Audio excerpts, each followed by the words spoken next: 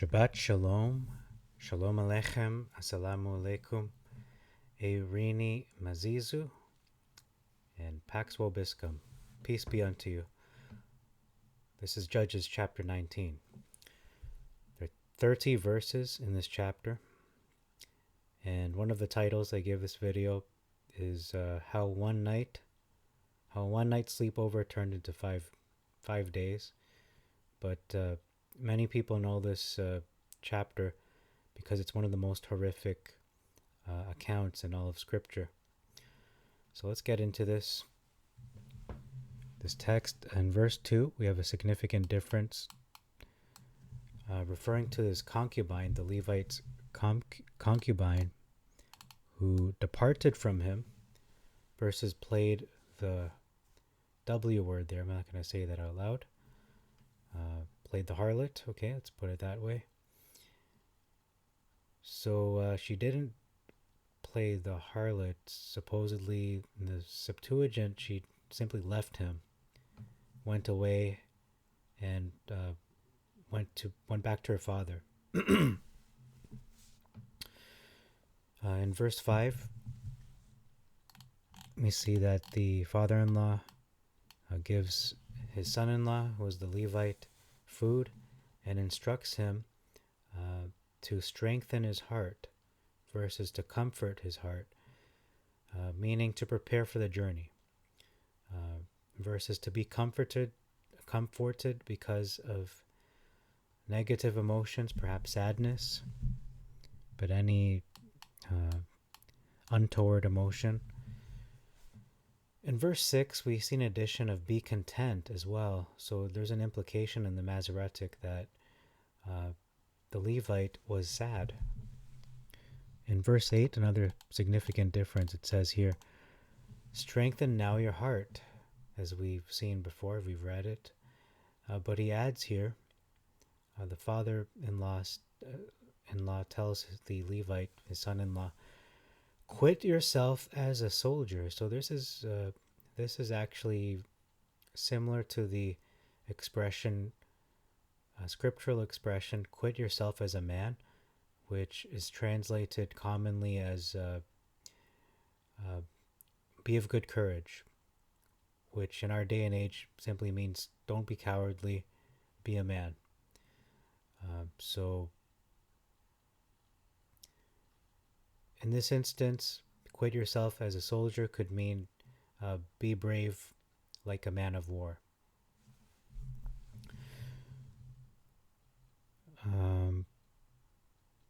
Okay, and then next is verse 18. We have our first big difference in this chapter. Verse 18 says, going home. I am going home. This is what the Levite tells to this older individual, the old man of Mount Ephraim. He's telling him, we are going home. In the Masoretic, it's a big difference. He says here, I'm going to the house of Yah. So what is that place? Does it even exist? Because there is no temple at that time. So there is no house of Yah per se. Okay, so that's a big difference in 18. In verse 22, we see the identity of the men who committed this great despicable act in Israel's history. They are known as the sons, the men of the city, sons of transgressors in the Septuagint. In the Masoretic, they're known as sons of Belial. So let's click on there and see what that means. Without profit, worthless, wicked, ruin, destruction. Okay, now back to verse 23. It says, brethren. So the old man addresses the the sons of transgressors as brethren in the Septuagint versus my brethren. So we can see he's being polite, whereas in the Masoretic, there's a possibility he's related to them, which I don't think is the case. But Septuagint just makes it sound like he's playing this situation very wisely. He doesn't want to exacerbate it. He's simply trying to diffuse the situation. And then he calls their actions wrong. Do not you wrong their potential actions versus wickedly. So he's being very diplomatic, and he's using diplomatic language as opposed to condemning language that would most likely set them off and they do something very tragic, which they end up doing anyway, but maybe in a diffused way, maybe not as catastrophic as it could have been. So again, he seems to be playing it safe out of concern and safety for his visitors. Their security is really being considered. In verse 24, he refers to the old man says, "My daughter is a virgin," and the man's concubine. So he's saying he's going to bring them both out. So he has, as the master of the house, he has the authority not only over his daughter, but he's also offering the man the Levite's concubine, which is an interesting thing he can do, that he can do this at all.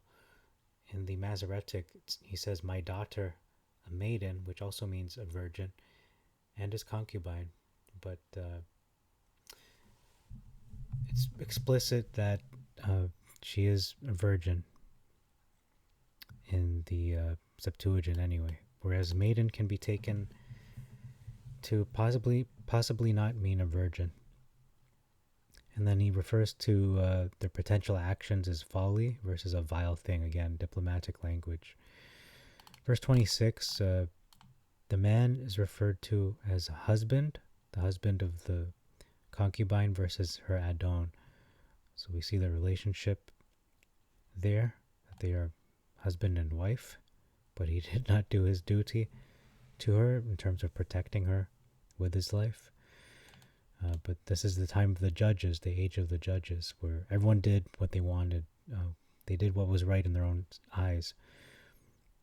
Verse 28, there's an omission of the words, "for she was dead." So it's pretty common sense that to understand she was dead, but it is expressly written here and described that, yes, she was dead. That's part of the narrative. In case no one understands what happened, it's spelling it out, black and white. There's no possible misinterpretation of what just happened. Verse 29, he actually took a sword, not a knife. And in verse 30, we see it says here, "Take you counsel." The children of Israel received the pieces of the divided concubine, and very gruesome. And the instruction is, or at least their statement is, "Take you counsel concerning it," versus to take advice and speak, which the word advice also means counsel or plan, can mean those things. So now that I've covered the content of this chapter, I'm actually going to go into a bit of an aside, but still related to what was covered, because I do find this a very disturbing topic and event that took place. So one of the questions that popped up in my mind was, why is this such a foreign concept to us? That, let me just pause the video for a moment, because since I'm not looking at the text anymore. Okay, so I'm going to discuss the topic of hospitality, specifically Bedouin hospitality. So there were some questions about, is this a normal practice in the Middle East? So according to one of the answers I searched out, and this is from Chat GPT of all sources and artificial intelligence. Uh, so this is a custom known as Arabian hospitality or Bedouin hospitality, which actually makes sense, not sense, but it's more associated with the Bedouin peoples. And they place a very strong emphasis on protecting and caring for their guests. This custom is deeply rooted in the culture and values of the Bedouin communities in the Arabian Peninsula. Now, according to this tradition, a host must, I'm going to repeat this, must protect and provide for their guests, even if it means putting themselves, the host, in harm's way. This custom is based on the belief that guests are considered to be under the protection of Elohim or God. It is considered a sacred duty to take care of them. So this is something that is part of their culture. Okay, I'm going to read another answer talking about the Bedouins again. The reason it is more common among the Bedouin, this protecting their guests, is the assumption there is no protection for travelers in the desert. This led to numerous travelers being preyed upon by thieves and the like. So the Bedouin guarantee of protection was a clear notice to the thieves, potential thieves, to avoid the Bedouin encampments if they were pursuing a wealthy merchant, because the Bedouins would communally defend them, him or her. It would be more worthwhile to look for a worse defended prize. Okay, I'm going to read something from ancienthebrew.org. This is strangers as guests. There is an Oriental proverb that says every stranger is an invited guest.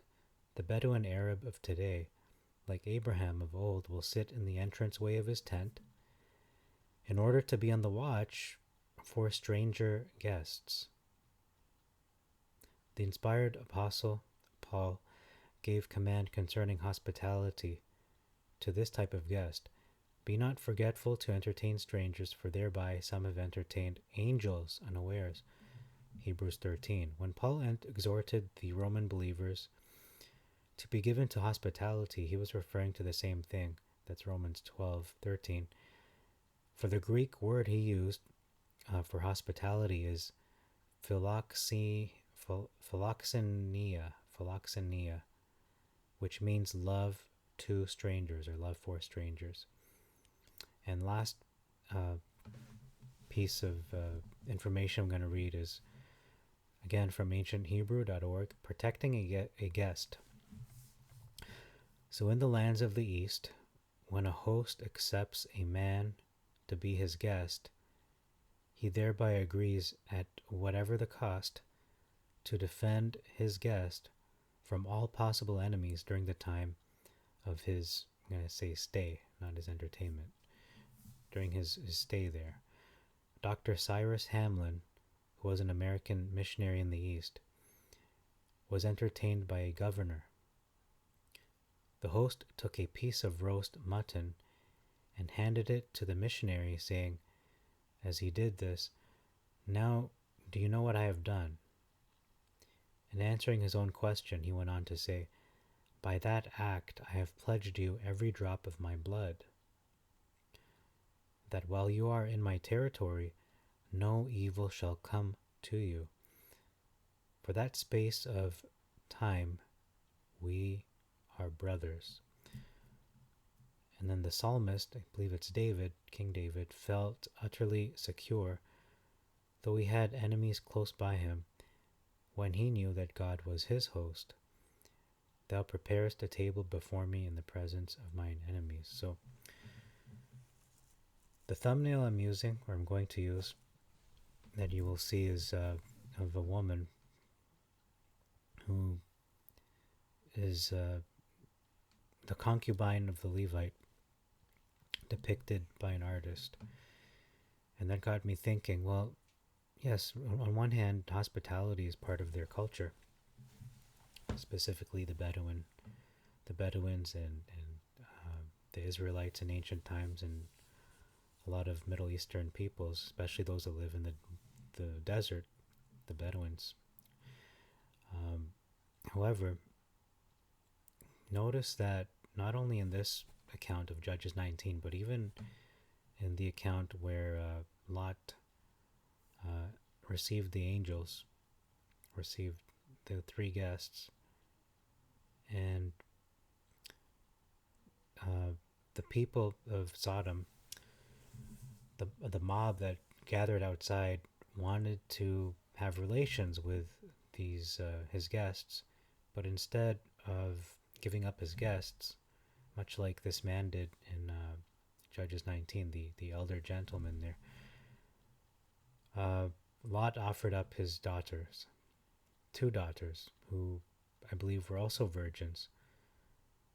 So it's an interesting observation, or it's noteworthy anyway, that of all the people in the household, in these two accounts, Lot's daughters, Sodom and Gomorrah, and then the Levite's concubine um, passing through, they these women showed tremendous courage and selflessness.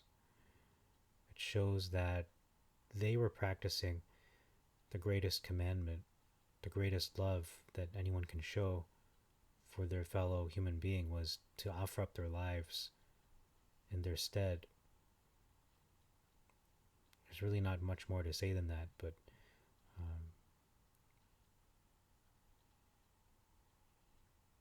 I have much respect and tremendous respect for this account. It is a tragic story, but could these women have refused the demands of the men, the masters of the household, to acquiesce to their to their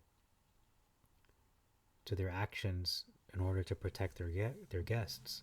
And it seems such a foreign concept to those in the West, because a lot of people in the West wouldn't even give up their dog for a stranger. What more their daughter, their virgin daughters? So it really is something to stop and ponder about, just how foreign these practices seem to be, especially in the modern day. But I think that's why in the Torah it is stressed that Elohim listens to and listens to the prayers of and loves the individuals who are marginalized, specifically the widows, the poor, the orphans, and the strangers. And that's one of the reasons, because it's really part of their culture, and it should be part of ours as well. If you're someone who wants to observe Torah, wants to do what is pleasing in the eyes of Elohim, to fulfill the commandments, to love Elohim, you have to obey him, and to love your neighbor is those are the two greatest commandments on which all the Torah and all the prophets hang on. So I think that's all I'll say for this video. Uh, it is such a big topic, and it is it's a heart-wrenching topic, an event that took place in this chapter. So I don't want to diminish that, but I just want to really try to understand it first of all, and try to sort of adopt that culture in terms of what must be done for those we take into our homes as guests. And notice as well that the lady, the concubine, actually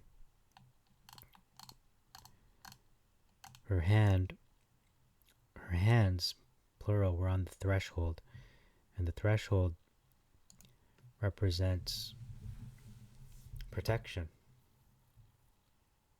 And that's why, although the act was a travesty, was disgusting just on its own, but the fact that her hands were on the threshold, yet she was dead, shows that they had failed in their obligation to protect her.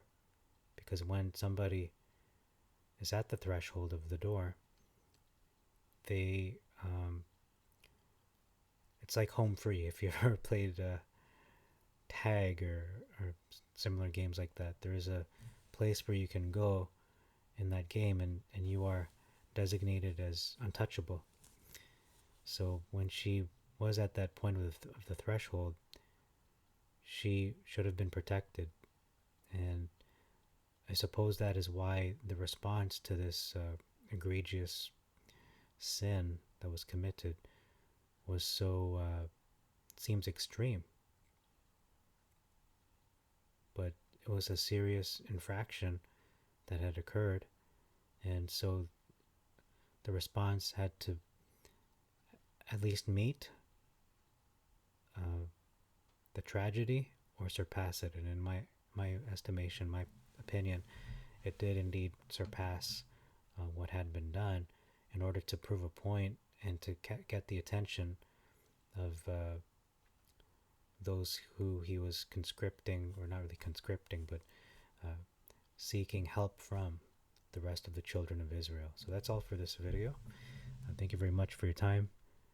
And until next time, we'll look at Judges chapter 20. And I really want to wrap up this book before the end of this 21 day fast that is coming up on the Sunday.